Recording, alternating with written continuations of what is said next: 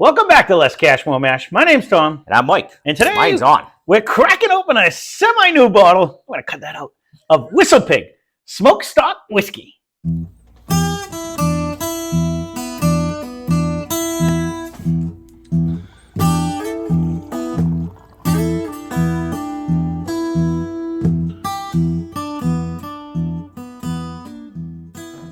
So this bottle was a birthday present for Superfan of the channel, Steve. His brother-in-law gave him this bottle. He was gracious enough to not only crack it with me the other day, but he said, no, do a review of it, because he wanted to see what Mike's opinion of this bottle was. So thank you again, Steve. Thank you. And his brother-in-law for giving him this. But so this is a 3-year-old bourbon.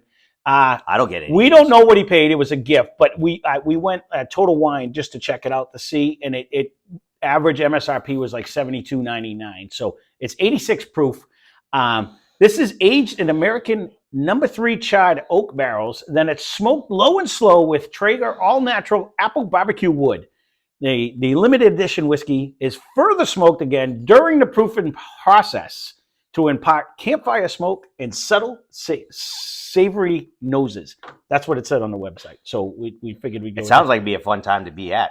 There was another one that said it was an actual rye whiskey. Now, we'll see what you think about that. I don't get any rye notes whatsoever. It does just say whiskey on it, and normally when it says, I will say this, unless you really, like, if you just take it out, it's like one of the worst cork pops I've had in a long time. Like, it was just The whole design's not bad. I do like the bottle. The cork is nice.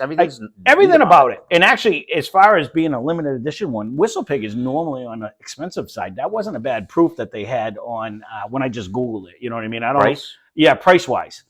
Sorry, not proof, price. But I've already tried it, so I'm going to hold my opinion until see what he comes up with his tasting notes. It's not a crazy nose. Well, what do you smell besides not crazy? There's something different in here, but I'm going to lean towards that's going to be the applewood, but I don't know if I'd pick that out. Okay, so I'm going to go off with him totally. We're going to forget about crazy nose over there. This is 100%.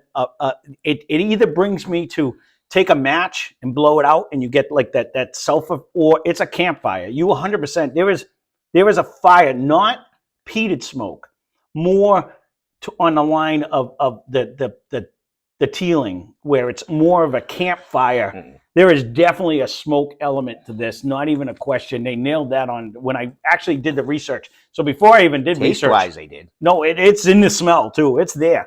I don't know how you're missing it, because it's the first thing that hits your nose. Taste-wise, it's definitely got. To me, I was kind of getting like that. Not so much sulfur, but you know when you blow out a match and you get that smoky. Not so much a candle, because it has the scent of the candle, but the scent of the. I don't really get that. Yeah. Now that you just put that in your head, that's what I'm saying. Like, to me, it nails. It's not the applewood smoke. It nails me front and forward. No, it's more like something was burning. Like when you smell a campfire from a distance. You know, your neighbor's got a thing going on in the backyard. The put out match. Mm. But taste-wise, honestly, I'm eating a smoked ham. Like I'm getting where it says savory, it's not, like I'm getting like a smoke. Like if you've ever smoked a ham on I've smoked a ham on a smoker, and you get that ham or not so much a bacon, but like a ham flavor or thick pork chop, and the smoke flavor behind it. I mean, it tastes like I'm eating a hamburger off the smoker. So for me, it tastes more like.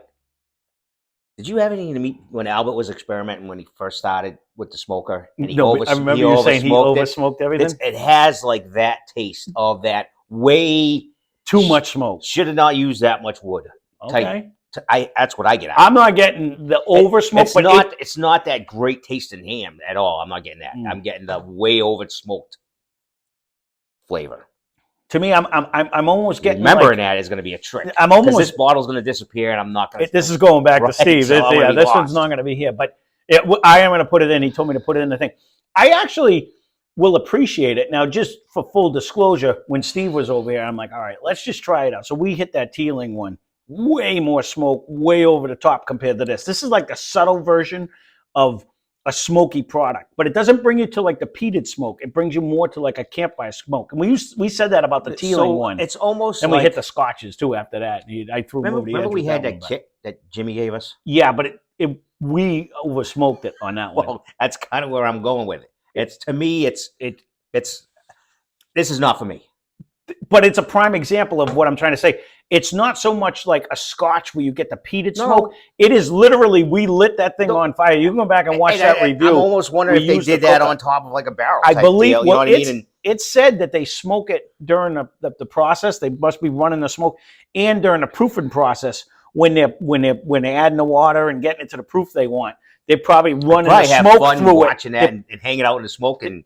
They probably letting it smoke inside of the jug. Else, oh no, absolutely. This would not be for me. And that's kind of what I thought. So Steve was interesting, whether you were going to like it or not. I, unlike you, there's a few reasons. I would guzzle this down because I don't mind it. I'm definitely not going to buy it. Oh, no. I don't like the proof. I don't like the price, and I don't like the taste. Wow! So there it is. That's. You're right for 3. Right by this little alleyway. He's walking like this. There it is. I mean, I'll give him 8+. I like the whole bottle design. I like the little, the way they're working together. That's great. But I'm not. This is not a fan. And even that little kit. You're not going to see one of those kits in my house either. I don't disagree. We screwed that one up because when I did it when I did it before, it wasn't as bad. That little subtle smoke, I don't mind. I actually like the flavor of this. Now, backtracking through, full disclosure, I agree with you. I don't like the proof. I really hate the price. A $72 bottle or more, because it's probably more than that because it's a limited edition bottle. So I'm sure his brother-in-law actually probably paid more than that. That was MSRP. You're probably not going to find this at MSRP to begin with. Would probably be close. I went on a Total Wine just to see like where we would go, but it's a 3-year bourbon. But I mean, that's not a very old bourbon or whiskey. It's not even a bourbon, excuse me. It's a whiskey, and again, one of them said it was a rye whiskey, but it doesn't say it on the bottle, so I'm going to go with regular. You get none of the mint. No, it does have a unique nose, though.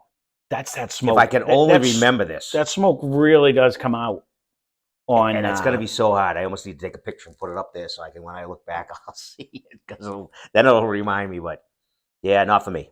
Yeah. No, I didn't think you were going to be a fan. Don't get me wrong. Would I pick this bottle over anything that's on our shelf right now?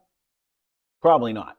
But I'd pick it over the Willet. No, that one is on the shelf. But like when I'm in the mood, like when I say, okay, I'm going to drink Scotch today, so I don't taint my glass, and I go on there, I would start with like this one. To me, it kind of brought me in the realm of like the Buskers, where it's a lighter peat. You know what I mean? That one's got a lighter peat smoke, and that's this is like a light smoke. Because when we did it next to the Teeling one, probably it was heavier. Scotch guys would probably like this. Or any right. Scotch guys, and maybe like if the guys that drink the whiskey and cigars, they may like this. Right. They're both like. It would be a good. It would be a good. It definitely brings out that. It's not the peated smoke like you'll get in Scotch, though. It 100% brings out campfire smoke. It does. Or it brings to me. It kind of reminds me of when you first put out a match and you get that. The nose sulfury, definitely has that, and the flavor has the smoke and into it. 100%. I mean, they did a good job. I missed the apple part, but it's the apple wood. I know, and people say that. I don't want to. Their barbecue people love their barbecue wood and stuff like that. But you know what?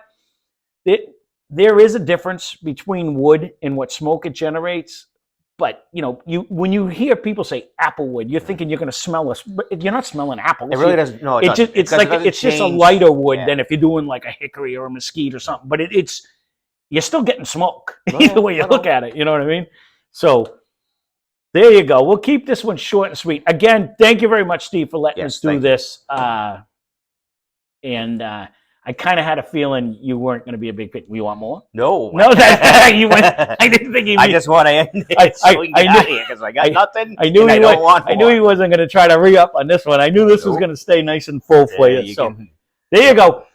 Thank you again for letting us do it. So there it is, WhistlePig Smokestock Whiskey. Try it if you want. Again, I don't know how widely spread it's going to be. So leave a comment down below if you get it and you do like it.